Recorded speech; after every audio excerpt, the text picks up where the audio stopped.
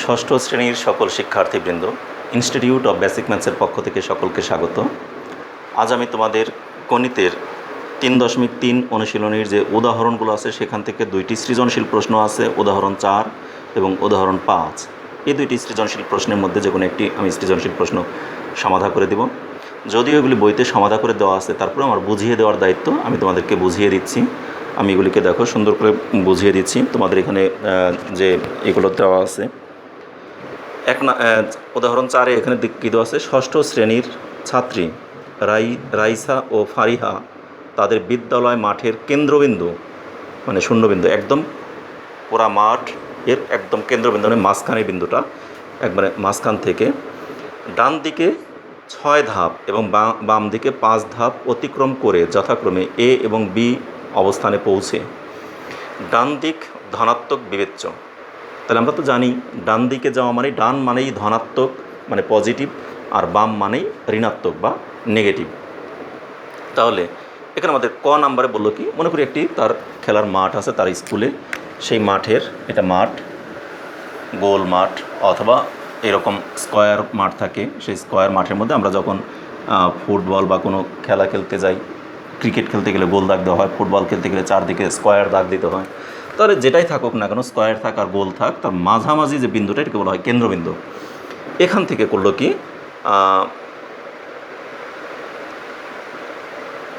রাইসা এবং ফারিহা তাদের বিদ্যালয়ের মাঠের কেন্দ্রবিন্দু থেকে ডান দিকে 6 ধাপ এবং বাম দিকে 5 ধাপ অতিক্রম করে যথাক্রমে, মনে করো এখান থেকে ডান দিকে গেল, ডান দিকে গিয়ে 6 ধাপ এখানে 6 পর্যন্ত, আর বাম দিকে 5 ধাপ এখানে -5 এ পর্যন্ত গিয়ে এখানে অবস্থান করলো। তাহলে এখানে যে ডান দিকে গেল এই অবস্থানটাকে ওরা বলছে এ বিন্দু, আর বাম দিকে যে অবস্থানটা পেলো সেটাকে বলছে বি বিন্দু। আমি চিত্র এঁকে দেখাচ্ছি।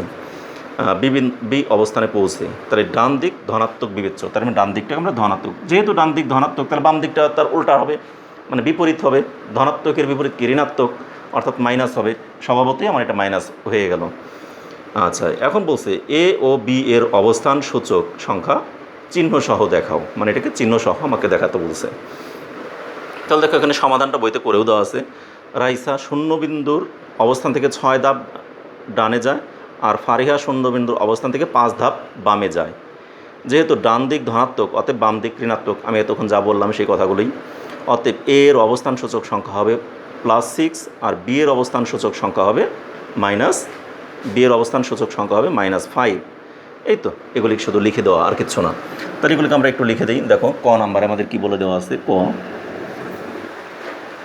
কতে আমাদের বলছে রাইসা শূন্যবিন্দু থেকে 6 ধাপ ডান দিকে যায়।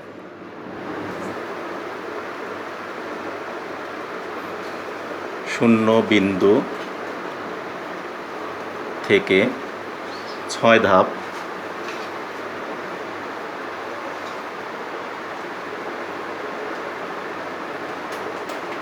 ডান দিকে যায়, ঠিক আছে, ডান দিকে যায়।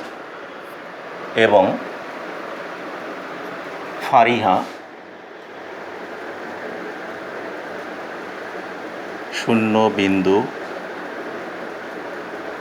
থেকে 5 ধাপ বাম দিকে যায়।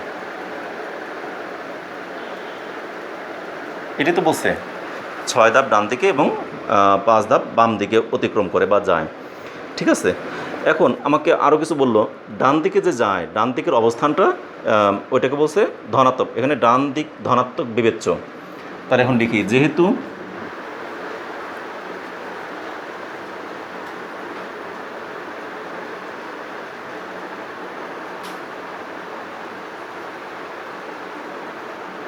বিবেচ্য, সুতরাং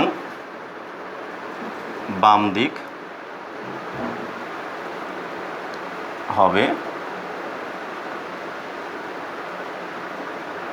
ঋণাত্মক।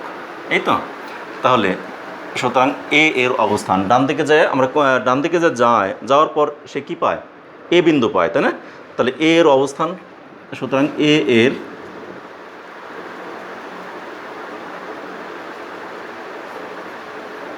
হবে কি +6 বিন্দু, এবং বি এর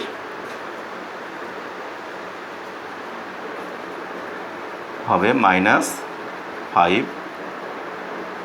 বিন্দু। শেষ। আমাদের এ এবং বি এর অবস্থান দেখাতে বলছে ক নাম্বারে। শেষ। এবার খ নাম্বার আমাদের কি বলছে দেখো, খতে বললো রাইসা ও ফারিহার অবস্থান সংখ্যা রেখায় দেখাও।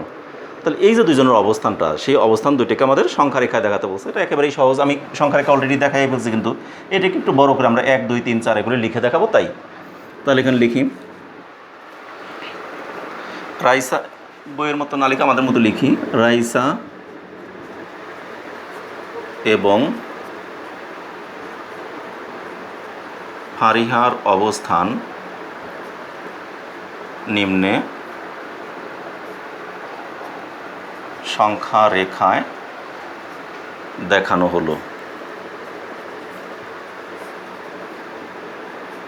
তাহলে এটাকে আমরা সংখ্যা রেখায় দেখাবো। একটা সংখ্যা রেখা আঁকলাম।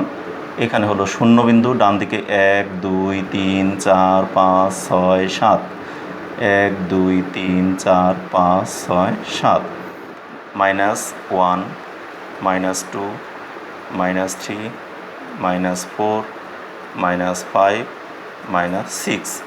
তাহলে আমাদের রাইসার অবস্থান কি? ডান দিকে 6 ধাপ, তাই না? রাইসার অবস্থানটা এখান থেকে ডান দিকে 6 ধাপে গিয়ে এইখানে, আর এটাকে আমরা এ চিহ্নিত বিন্দু দিয়ে দেখাবো। আর ফারিহার অবস্থান -5, তাহলে এইখানে এটাকে আমরা একটু বোল্ড করে দিয়ে এটাকে দিব বি চিহ্নিত বিন্দু। তাহলে দুইজনের অবস্থানকে এ এবং বি চিহ্নিত বিন্দুগুলোকে আমাদের কি বলছে? চিত্রের সাহায্যে দেখাতে বলছে। তাহলে চিত্রের মধ্যে আমাদের এটা দেখানো হয়ে গেল।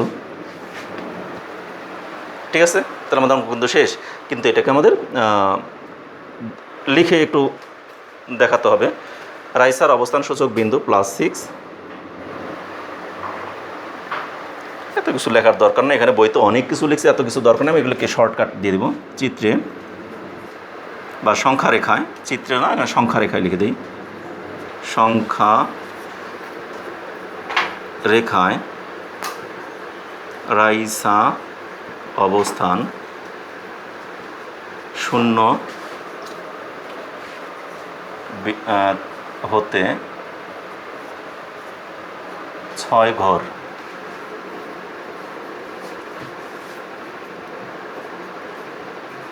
ডানে +6 বা এ চিহ্নিত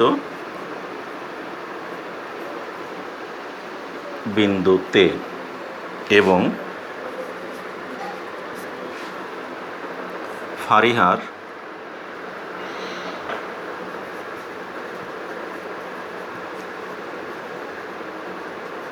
অবস্থান 0 হতে 5 ধাপ বামে -5 বা বি চিহ্নিত স্থানে দেখানো হলো বা হয়েছে, দেখানো হয়েছে। শেষ। এই কথাগুলো লিখে দিলেই হলো, আর কিছুই দরকার নাই। ঠিক আছে, আমাদের বলছে দুইজনের অবস্থান সংখ্যা রেখায় দেখাতে। তাহলে সংখ্যা রেখায় দেখাই দিলাম। এবার আমাকে বলছে কি, গ নাম্বারে কি বলছে দেখো, রাইসা ও ফারিহার আরও 1 ধাপ করে অগ্রসর হলে তাদের অবস্থান সূচক সংখ্যা রেখা ব্যবহার করে যোগ করো। যদি আরও 1 ধাপ করে অগ্রসর হয় তাহলে কত দূর যাবে? তার মানে দেখো, রাইসা এখান থেকে যাচ্ছে কোথায়? 6 ঘর পর্যন্ত চলে গেছে ডান দিকে। যদি আরও 1 ধাপ অগ্রসর হয় তাহলে এখানে চলে যাবে কোথায়? আরও 1 ধাপ গেলে তাহলে কি +7-এ চলে যাবে না? আর ফারিহা যদি এরকম -5 এখান থেকে এই দিকে আসছে -5, আর রাইসা গেছে এই দিকে +6-এর দিকে, তাই না? আর ফারিহা -5-এর দিকে আসছিলো, আরও 1 ধাপ যদি অগ্রসর হয় তাহলে এখানে কত পাবে? -6 পাবে। তাহলে আরও 1 ধাপ করে অগ্রসর হলে ফারিহার অবস্থান হবে কোথায়? -6, আর রাইসার অবস্থান হবে কত? +7। তাহলে দুইজনের দুইটা অবস্থান আমরা পেয়ে গেলাম। এখন এই দুটি অবস্থানকে আমাকে বলছে যোগ করার জন্য। তাহলে সেইটাকে আমরা যোগ করবো। এখন কিভাবে সেটা আমরা দেখবো এখন। ঠিক আছে,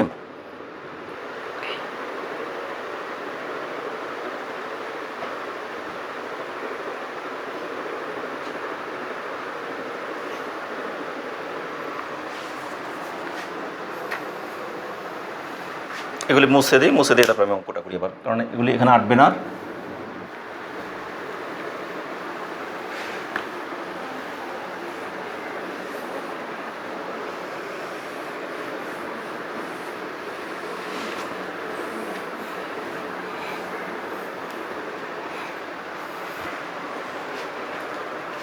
গ,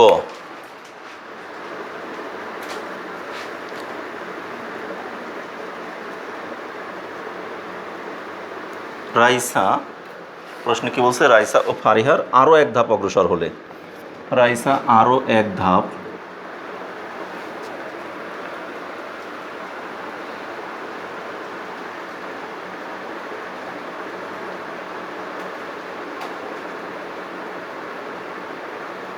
অগ্রসর হলে তার অবস্থান হবে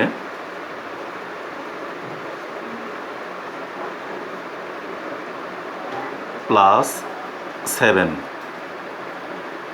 এবং ফারিহা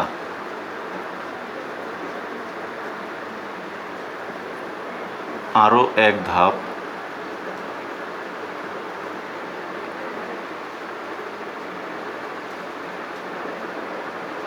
হলে তার অবস্থান হবে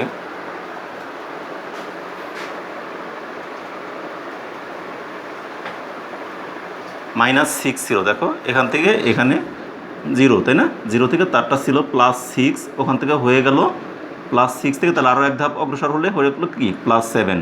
আর এখানে ছিল -5 ছিল ফারিহার, সেখান থেকে আরও এক ধাপ যদি এদিকে আসে, 5 ছিল সেখান থেকে আরও আসলো, ঠিক আছে? তাহলে হবে কত? -6 হয়ে যাবে না? তার অবস্থান হবে -6, এই তো। এখন আমাকে বলছে এই +7 এবং -6কে যোগ করতে, তাহলে সুতরাং তাদের অবস্থান সূচক সংখ্যা যোগ করি। তাহলে যোগ করলে কি দাঁড়ায়? +7, তার সাথে এইটার সাথে আমরা যোগ করব কি -6, ঠিক আছে? এখন এই দুটিকে আমরা কি করব? এখন +7 -6 বা সমান সমানই দিয়ে দিই, সমান সমান। দেখো এখানে আমাদের +7 আছে, প্লাসে মাইনাসে আমি তোমাদেরকে শিখাইছিলাম -6। এখন 7 থেকে 6 বিয়োগ করব, বিয়োগ করে আমাদের এখানে কত পাওয়া যাবে? দেখো সমান সমান 7 থেকে 7 আছে প্লাসের, মাইনাসের আছে 6, তাহলে 7টা থেকে 6টা বিয়োগ করলে প্লাসের একটা থেকে যাবে। এগুলি তোমাদের অঙ্ক করে দেওয়া হয়েছে। তাহলে তাদের অবস্থান সূচক সংখ্যাগুলোকে যোগ করলে পাইলাম আমরা 1, ঠিক আছে? কিন্তু আমাকে এভাবে যোগ করতে না করছে, আমি এটা বোঝানোর জন্য তোমাদেরকে করলাম। কিন্তু আমাদেরকে বলছে এই সংখ্যা সূচক, তাদের অবস্থান সূচক সংখ্যারেখা ব্যবহার করে যোগ করো। তাদের এই যে অবস্থানগুলো, এই যে পজিশনগুলো, এইগুলোকে আমাদের সংখ্যারেখা ব্যবহার করে যোগ করতে বলছে, তাই না? তাহলে এই জন্য এখানে আমরা এই +1টা আর লিখব না, আমরা এখানে এই পর্যন্তই রেখে দেব। এখন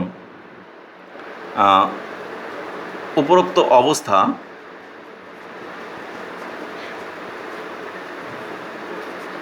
নিম্নে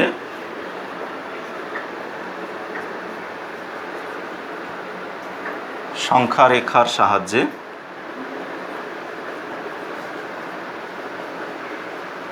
যোগ করি।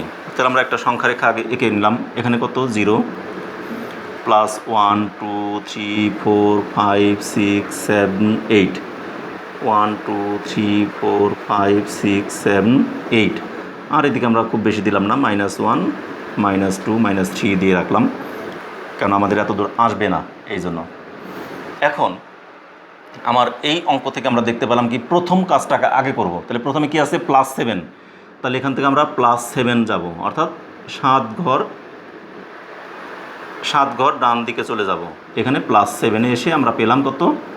একটা বিন্দু। এটা হলো কি আমাদের +7। এরপর আছে -6, তাই না? তাহলে এখান থেকে দ্বিতীয় স্টেপে আমরা কোথায় চলে যাব? এখান থেকে -6 মানে 6 ঘর বাম দিকে যাব। 1 2 3 4 5 6 এ পর্যন্ত না? তাহলে এখান থেকে আমরা 6 ঘর বামে এখানে এসে পৌঁছালাম, অর্থাৎ এই 1 বরাবর, তাই না? এখানে এসে পৌঁছালাম। এটা হলো কি -6। তাহলে দেখো 0 থেকে আমরা যেখানে গেলাম সেখান থেকে আবার লাস্ট এসে আমরা যেখানে থামলাম, যেখানে থেমে গেলাম, সেই থেমে যাওয়া বিন্দু থেকে 0 বিন্দুর দূরত্বটা কত? এই থেমে যাওয়া বিন্দু থেকে 0 বিন্দুর দূরত্ব হলো আমাদের কত? 1। তাহলে আমাদের যোগফলও কত? 1, অর্থাৎ আমাদের অ্যান্সারটা হবে এই 1। বোঝাতে পারছি না? এর আগেও তোমাদের কীভাবে দেখাইছিলাম, আমরা একদিকে গেলাম, তারপরে আবার মাইনাসের কারণে আবার ফিরে আসলাম, ফিরে আসা এসে আমরা সর্বশেষ যেখানে থেমে গেলাম সেখান থেকে 0 পর্যন্ত আমাদের কতটুকু আছে সেইটি অ্যান্সার। তাহলে সেখানে আমরা থেমে গেলাম কোথায়, একে এসে আমরা ওখানে গেলাম, গিয়ে কিন্তু ওখানে থেমে নাই, ওখান থেকে আবার ফিরে আসবো কত 6 ঘর। ফিরে আসার পর আমরা থেমে গেলাম একদম, আর কোনো কাজ নাই 1-এ। তাহলে এই 1টুকুই হলো আমাদের এখানে অ্যান্সার, অর্থাৎ যোগফল হবো এইভাবে এই 1। তাহলে এটাকে আমরা একটু কথা লিখে দেবো, এটা আমরা এর আগেও যেভাবে লিখে দিয়েছি এটা তোমরা জানো। দেখো চিত্রে 0 বিন্দু থেকে প্রথমে 7 ঘর ডান দিকে গিয়ে পাই +7 বিন্দু, অতঃপর +7 হতে 6 ঘর বাম দিকে গিয়ে পাই +1 বিন্দু। সুতরাং নির্ণেয় যোগফল কত, +7 - 6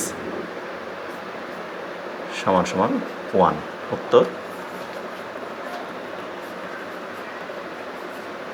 উত্তর আমাকে বলছে কি যোগফল নির্ণয় করা, যোগফল = 1। শেষ। তাহলে এভাবে আমাদের অঙ্কটাকে সমাধান করে দেব। তাহলে আমাদের কিন্তু অঙ্কটা খুব সহজেই হয়ে গেল, তোমরা আশা করি বুঝতে পেরেছো। এবং এটাকে তোমরা সুন্দর করে উঠিয়ে নাও অথবা স্ক্রিনশট দিয়ে রাখো, পরবর্তীতে তুলে নিতে পারবে। তা ঠিক আছে, আজ এ পর্যন্তই তাহলে। আর